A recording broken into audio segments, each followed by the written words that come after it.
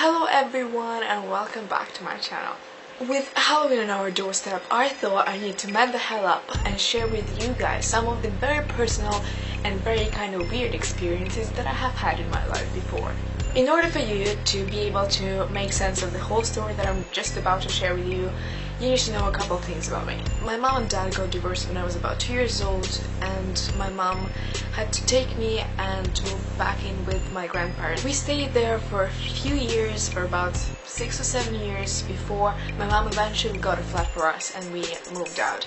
And during those years, during my stay with my grandparents, there were quite a few weird things happening there. My grandparents lived in a 2-bedroom flat which was located on the 5th floor. My grandmother's bedroom was actually the farthest room in the flat, and by that I mean every other room could be accessed via the corridor, but in order to get to my grand's bedroom you had to walk through the living room. Back in those days, I used to sleep in her bed quite a lot. Unfortunately, much to my disappointment, she suffered from insomnia. Very often, she would be up around 5 o'clock in the morning, and during winter, it obviously means it was very, very dark. Sometimes, if I could feel her getting out of bed, I would jump out and just run after her, and I wouldn't be able to sleep in her bedroom at all. I'd rather sleep in the living room, but just not in her bedroom. I don't know what it was. I was just too scared to go back to the room. I had terrible nightmares when I stayed over hers. One of them I remember very clearly and very well up to this day.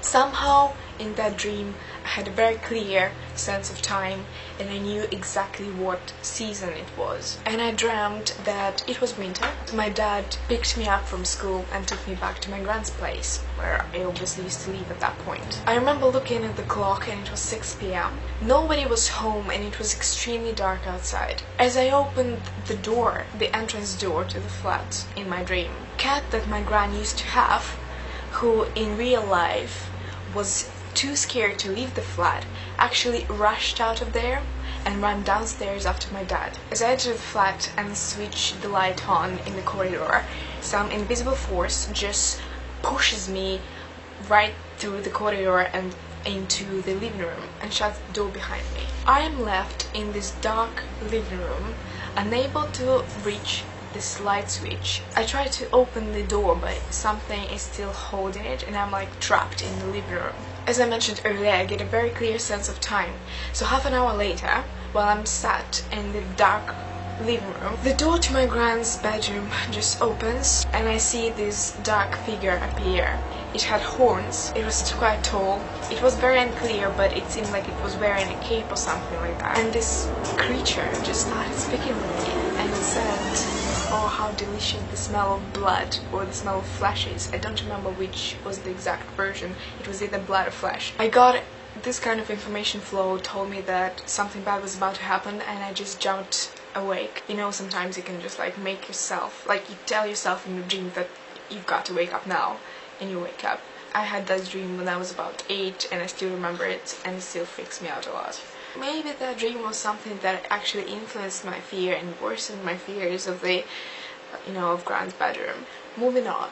When my mom and I moved out, when I was around 8 years old, my gran and her next door neighbor were actually eventually involved in a very, very bad argument. At that point, my mom was keeping her money in my grand's flat, so somehow the neighbor got access to that and stole a huge sum of money. This is how almost the Third World War broke out.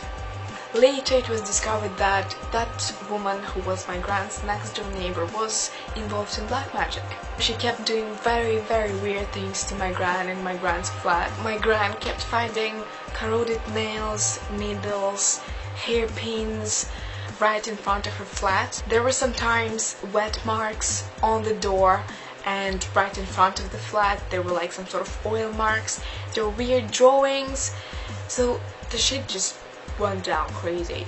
My grand's health worsened a lot during those times and we just helped her move out and just leave the flat to that crazy woman.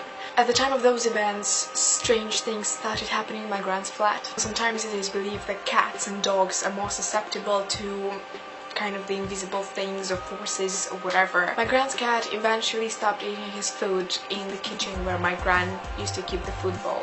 He would either grab the food and take it out of the kitchen and just eat it on the threshold right in the corridor, or if he did stay in the kitchen, he would be constantly looking around with the kind of glassy, scared eyes. When that cat passed away, my gran was obviously in grief for a while, but a couple of years later she actually took another cat home. That female cat got pregnant and had kittens under my gran's bed. When the kittens were about 2 weeks old, obviously they were still blind, they were still at their most vulnerable times. I was sitting in the living room just chilling, you know, and my cat was walking towards the kittens, towards the grandmother's bedroom. So I picked up the cat and it was a very lovely cat, it was very gentle and loving, and I just started stroking her. She sat on my laps for just a couple of minutes and then she just started staring right in front of her, and there was a closet about a meter or a meter and a half away from me, from where we were sitting,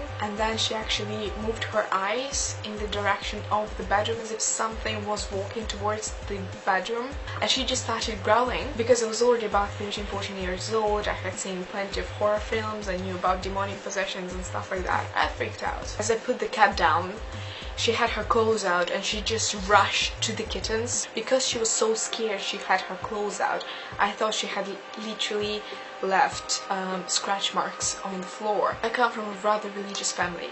My gran, you know, not so much, but my mom is very religious. So my gran told me about her experience.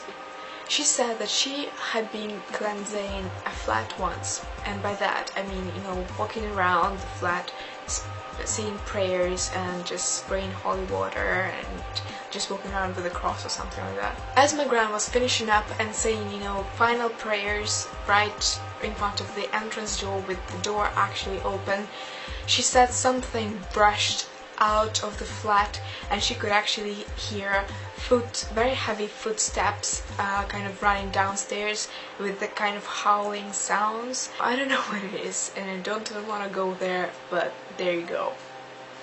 Hi guys, I'm sorry I got to interrupt my video here. It wasn't planned at all, but as I was editing it I realized that it's going to be way beyond 10 minutes and I didn't mean to make it this long. So please stay tuned, there will be another video coming in another couple of days and it's going to contain much weirder shit, so stay tuned.